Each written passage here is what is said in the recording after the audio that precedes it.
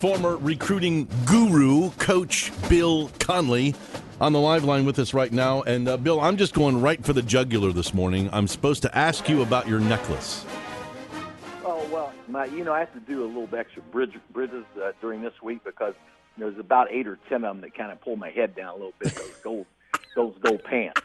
I'm going to make sure Stan Jackson sees them real good on Buck's line. That's right. Yeah, Bill has a necklace with all of his pairs of gold pants from his playing days and coaching days, and it makes Stan jealous because Stan only won one in his playing days at Ohio State, and so Bill has this chain. It's really cool with all his gold pants. Bill, talk to me about that. Ohio State, year in, year out, great record, but there's some about winning Michigan, having that pair of gold pants. That's like above everything you can win, right?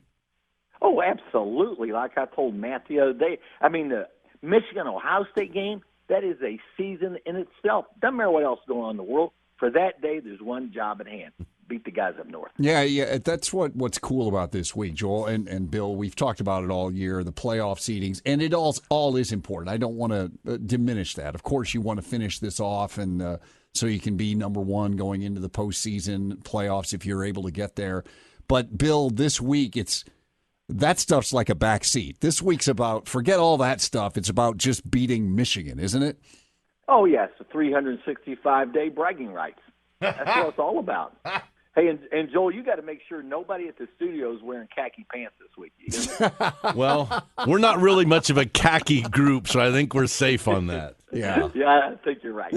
When you look at Michigan, though, Bill, everybody knows the history here. Ohio State's won 7 in a row, and when you buckle that up with Tress, 16 out of 17 or whatever it is.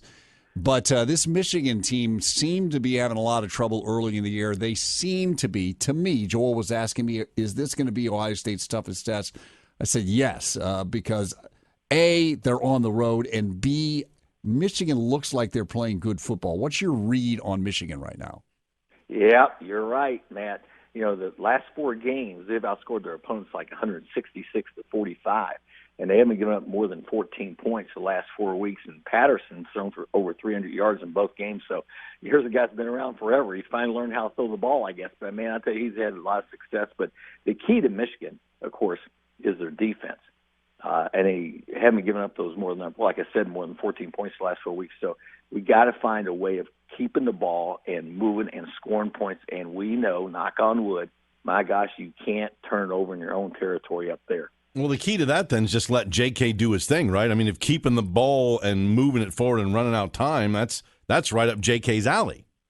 Well, yeah, exactly. And rushing the football. We're a much better rushing team than Michigan is this year. You usually think of Michigan having some great running backs, and they're not doing bad, but they're nowhere like Ohio State.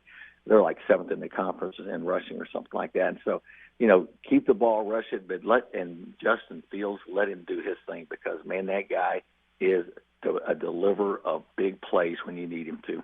Yeah, we saw last week Justin Fields use his legs a lot more than we've been used to. 22 carries, I think, against Penn State. Now, some of them were scrambles, but there were a lot more called runs with Justin Fields. Do you expect to see more of that this week against Michigan? How do they attack? Is it more using Justin's arms or is it his legs? It's whatever it takes. You can throw all the stats away the other games. When you get to the Michigan game, you do whatever it takes to win. And that means Justin Fields running, any special plays on special teams that you might want to come up with, but you do anything it takes to win. So, hey, the playbook's wide open. Gotcha. Coach Bill Conley, our guest. And Bill, when you talk about the other side of the ball, even Harbaugh was talking up Nico Collins. He's got a lot of receptions, most on the team in receiving yards and touchdowns. That's a guy Ohio State Steve's going to have to focus on, don't you think? Yeah, he had a big play, like a 76-yarder or something the other day. He's a guy that we got to make sure that we could possibly high and low have a guy take, double team if we have to. So in passing situations, but that's the key. The key I always thought in the Michigan-Ohio State game is the third downs, is you've got to put them in a third and long a lot. If you do that, you have a chance of getting after the quarterback. We know how Chase Young and company can do that, and then they're able to make some plays in the secondary. Yeah, in terms of Chase Young, I don't know what other superlatives you can use for him. He's Defensive National Player of the Week. He is a finalist now for the Maxwell Award, which is the best player in college football, and also the Bronco Nagurski Award for best defensive player. But the impact, he seems to be a guy that plays his best on the big stage. The bigger the game, the more impact he's made. And he's been that way for the last couple years. So I'll just ask your expectations for him in this game against Michigan. And what does Michigan do to try to combat somebody that is that much of a wrecking ball? Well, first of all, Woody Hayes said it the best, Matt, is that great players play great in the Michigan game. So we expect him to do what he always does, play great, outstanding, impossible to block one-on-one. So short of putting up, like I say, orange barrels or a fence around the quarterback, you can't keep that guy out. You can't keep him out. This guy is a playmaker. And here's what he has, everything you're looking for, defense end. He has great speed when the ball snaps off. He gets to the edge of the blocker, doesn't try to run through their face, works the edges. And he has these long arms that keeps him off his body. And here's a stat that a lot of people haven't been talking about. This year he has caused 5 forced fumbles by defensive end. And those long arms, he can reach over blockers and swat the ball out of the quarterbacks. And I'm getting fired up. Let's go. Yeah.